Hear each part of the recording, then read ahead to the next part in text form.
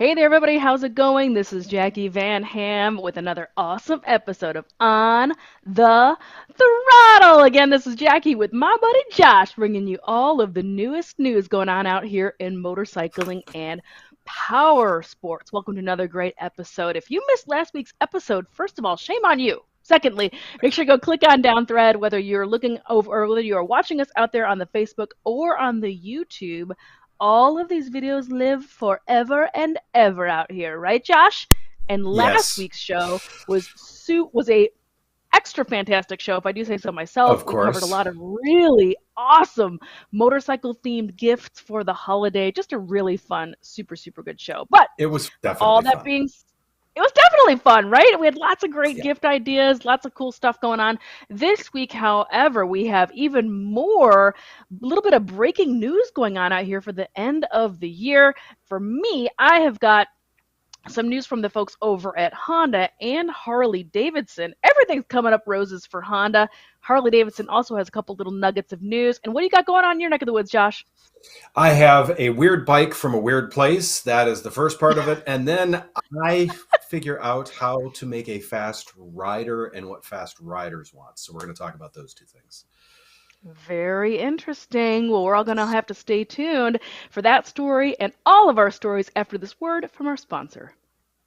There are still billions of dollars available for businesses through the Employee Retention Credit federal tax credit program. Stenson Tamadon has helped companies with less than 500 employees retrieve over $3.4 billion in tax credits through employee retention credits. Call Stenson Tamadon today at 866-934-8461 today to start your application. That's 866-934-8461 to apply. Call now. Well, welcome back, everybody. Thanks again to our partner, Stenson Tamadon.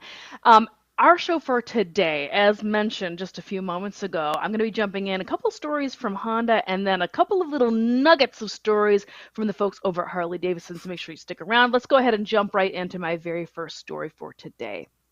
So Honda just released this rendering, and I thought this was really interesting because it's just so bizarre. And what is happening here? What kind of like fever dream is this? I had no idea. I had to know what the heck was going on here. This is a rendering the folks at Honda released because they are a partner. They are a title sponsor for the 134th Rose Parade that's happening on January 2nd, 2023.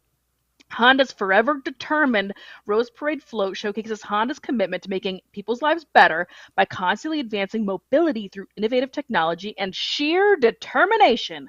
Honda's Forever Determined float marks the 13th time that Honda has led all floats as presenting sponsor of the Rose Parade. Now, why I thought this was really particularly interesting is because this is featuring several EV vehicles, and while this is just drawings, we can take a really good gander of what is happening here and what they're going to be showcasing and what they're going to be featuring. So this is going to be a mix of mopeds, scooters, three large fun EVs were just launched in 2024, just launched that are guaranteed for 2024 and 2025, which is what the folks from Honda are saying.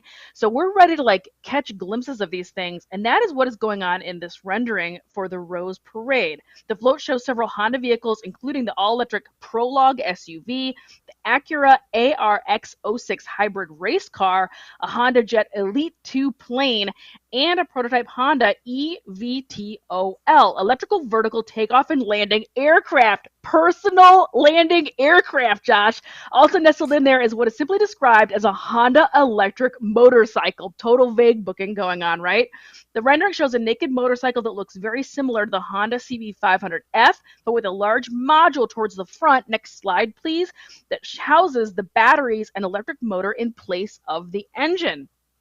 So I thought this was really interesting. It's difficult to draw too many conclusions from a sketch of a parade, of a parade float, but I thought it was all really interesting. And the reason why I brought this up and why I do think this is so interesting is not only, I mean, you had me at like personal landing craft, aircraft. What in the world? Can't wait to see it.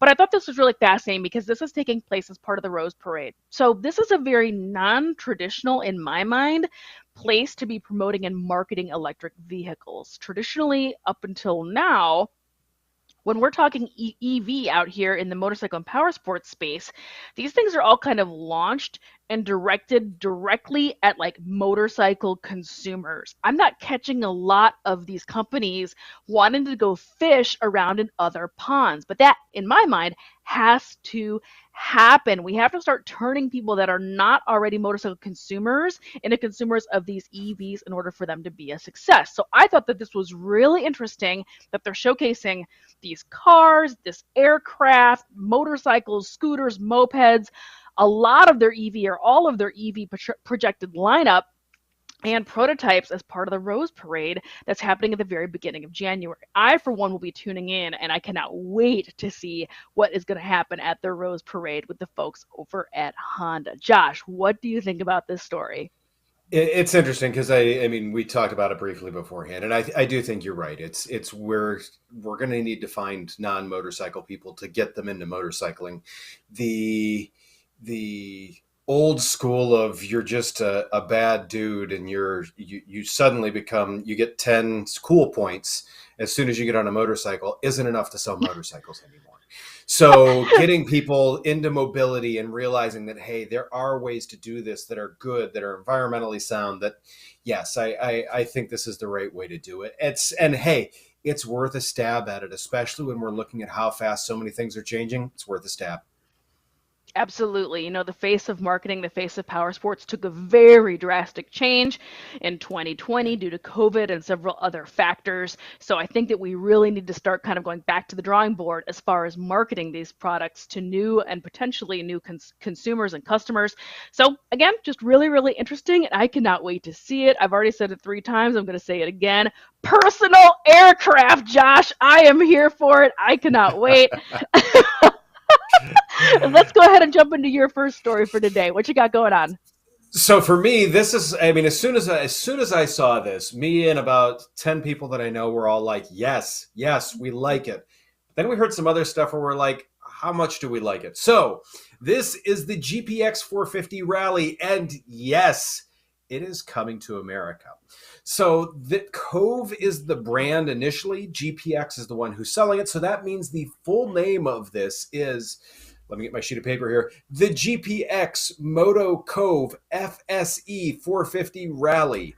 And looking through some of this information that we have so far, we have just as much to unpack as it was difficult to say the name. So this is a Chinese manufactured vehicle. This is from the company Cove.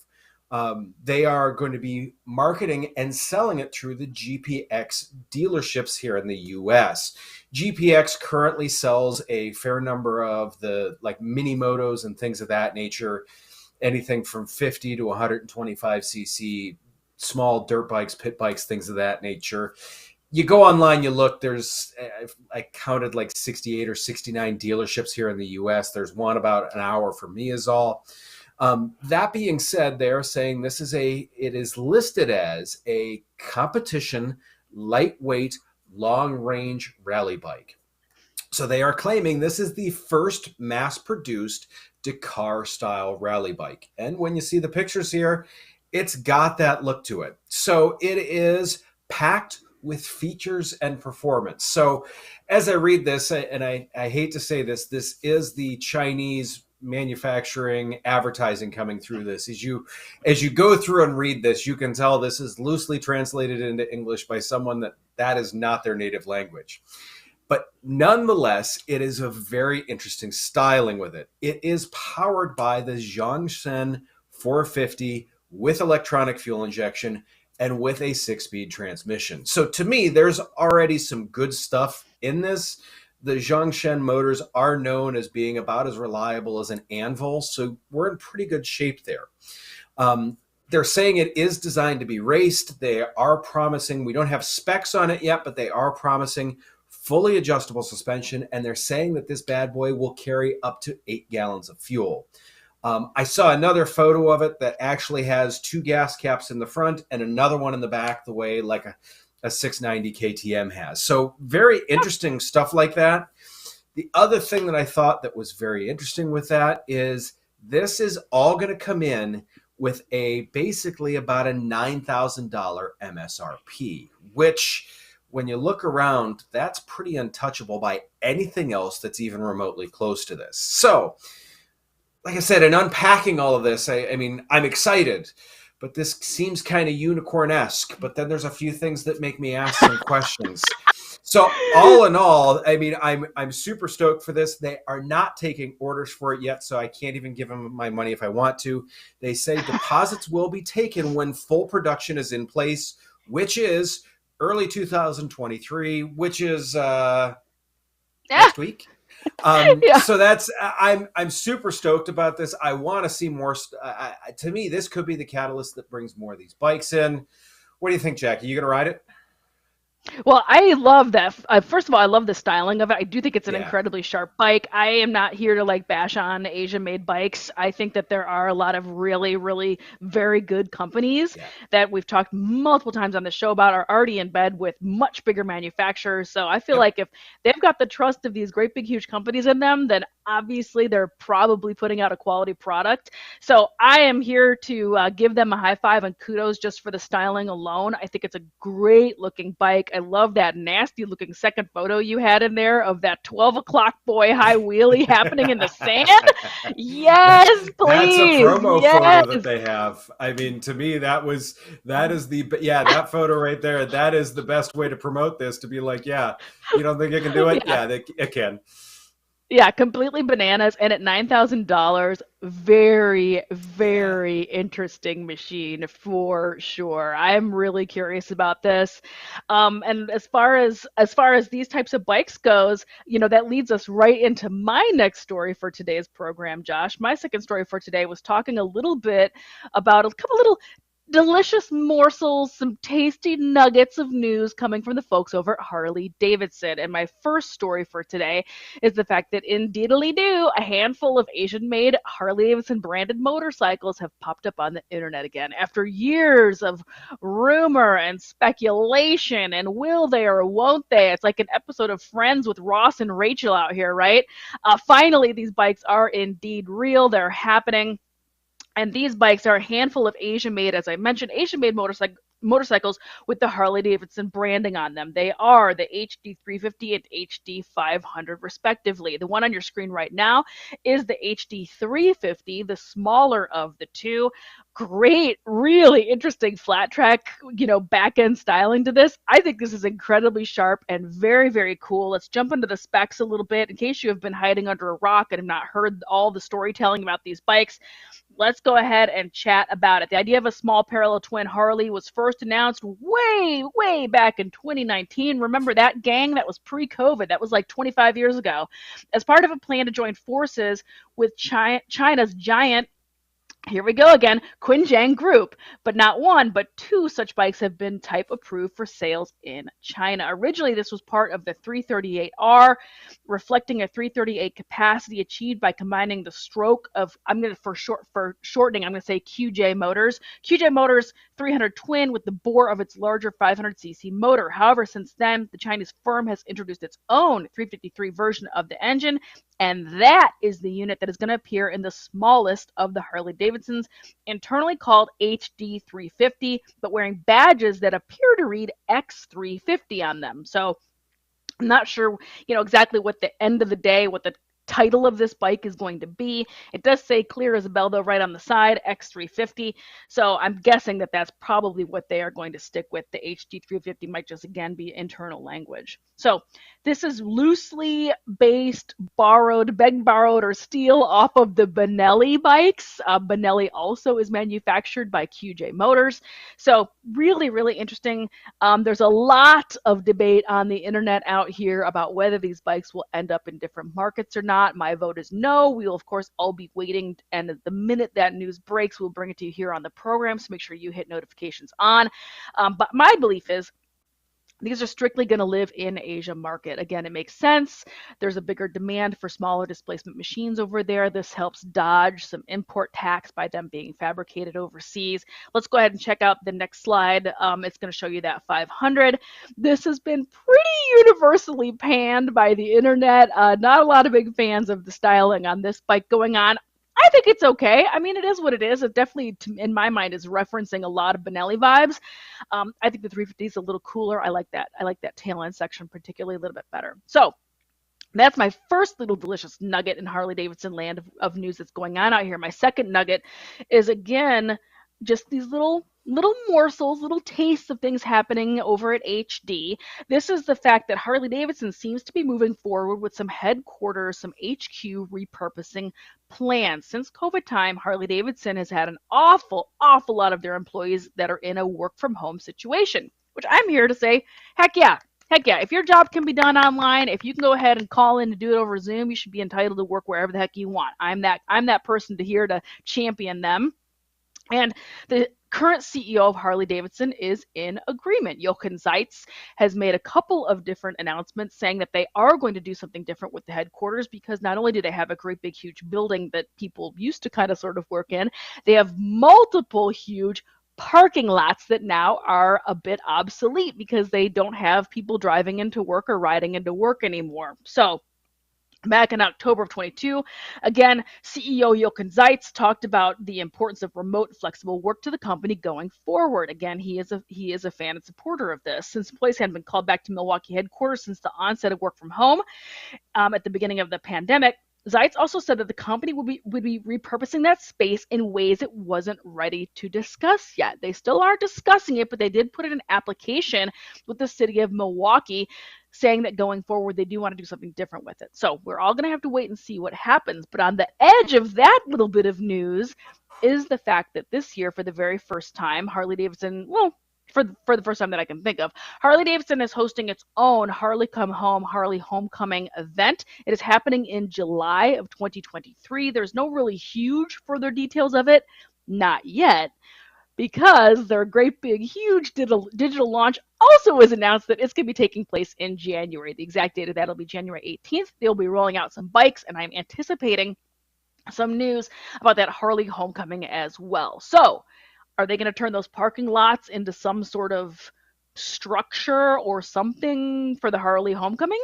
Who knows? We're all going to have to wait and see. We're all going to find out on the 18th of January. You know, the minute that news breaks, we'll be bringing it to you here on the program. Josh, what do you think about all these little tasty nuggets of Harley Davidson news? It's interesting, and I mean, I also I'm a big fan of the work from home, as you can see the background here. So I mean, that's and I kudos to them for having the leadership in place to do that. Going back, talking about the earlier bikes, the 350 and the 500. I mean, with those being based on the Benelli bikes, once again, it's platform sharing. It's a way for them to get into the country. Like you said, it's a way for them to sell there. It's a way for them to save design costs. There's a whole lot of great reasons for them to do this. And I mean, we all know too that, I mean, everyone kind of likes American stuff in a lot of cases. So to have that Harley name on it, great idea. The one thing that I've got a razz on, though, is on that X350. They did stay true to Harley's kind of one of the things Harley's famous for. She's chunky girl. She's 430 pounds for a 300cc bike. That is a lot of bike for not a lot of displacement. So when you look at that displacement to weight, you're like, ooh, that's going to take a while to move. So Harley stayed true to form there. I give him credit. Hey, look, being out here in the Midwest, we eat to ride and we ride to eat, right? So I mean, that's just our way. That's just what we do.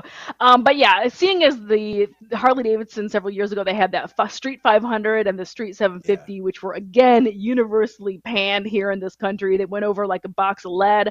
I am not anticipating at all these motorcycles coming to this No. country. There is an awful lot of like furor and hurt feelings and hubbub going on the internet right now in the comment sections of some of these Yep. articles floating Seen it. around. I'm here to say that it's not going to happen, so we don't need to really worry about it. But I mean, prove me wrong. We're all going to have to wait and see, right? I think that they're really cool Exactly. looking. I think it would be cool to see them here. But Lord knows we've got plenty of other options. I think these are going to stay over in Asia, and they are not going to be for this country. But we're all going to wait and see. Anywho, Josh, what you got going on for your second story? So there's this old adage that I'm a big fan of, that if you want to feel fast, you're going to throw money into your engine. And I mean, the first thing that people always do is they buy an exhaust or they do airbox mods. But if you actually want to go and or be fast, suspension's where it's at. So that being said, WP just released a suspension upgrade for the front forks for the 690, 700, and 701, which is the KTM, Husqvarna, and the Gas respectively. This is called their Explore Pro XPLOR. Of course, they have to spell it weird. It is the Explore Pro 6500 cartridge.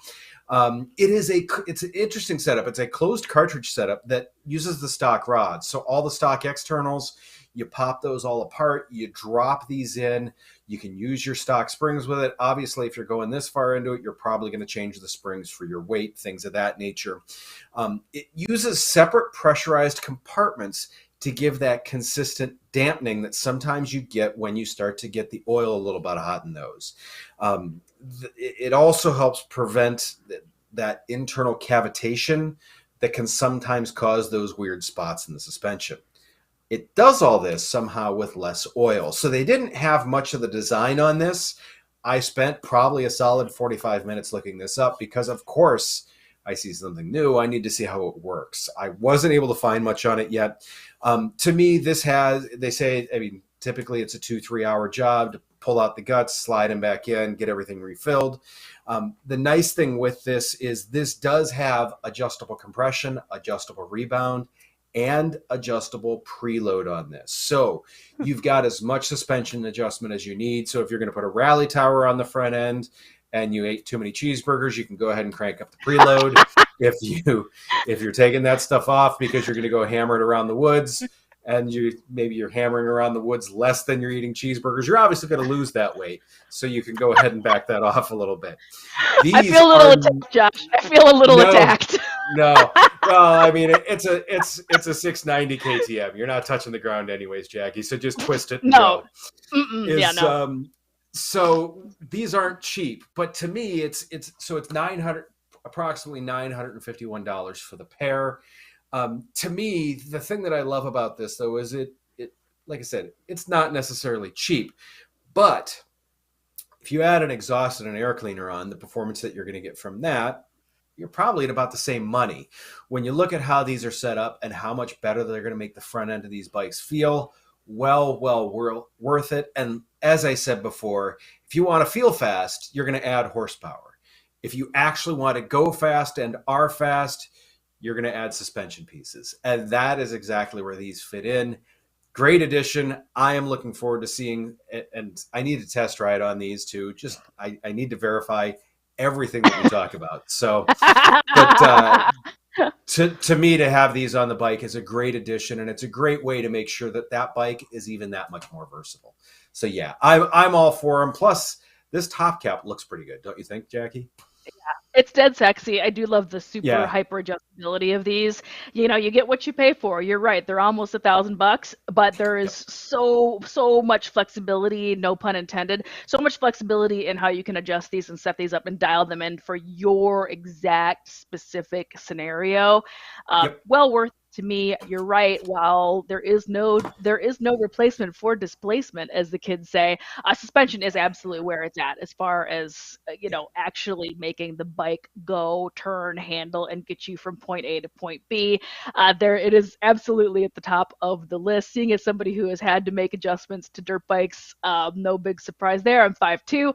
I am here to also give them the high five. Front fork is lowering links for me super important, but you got to do the front end too. So I Yep. applaud you for bringing this to the program today. Very cool. And if anybody from WP is watching, Josh would love to see these under his Christmas tree. So, Yes, definitely. and with that, my friends, thank you so much for tuning in. We are headed towards the end of the year. It's been another awesome year with each and every one of you tuning in. So I just want to take a second and thank each and every one of you for watching, clicking, Yes, liking, thank and you all. sharing. We are in the murky end of the year zone where it seems like there's a holiday every other day. So we will not have a show for you next week. We will be on holiday break. We will be back at the very beginning of 2023. So thanks for tuning in 2022, and we'll see you next year. Thanks, guys.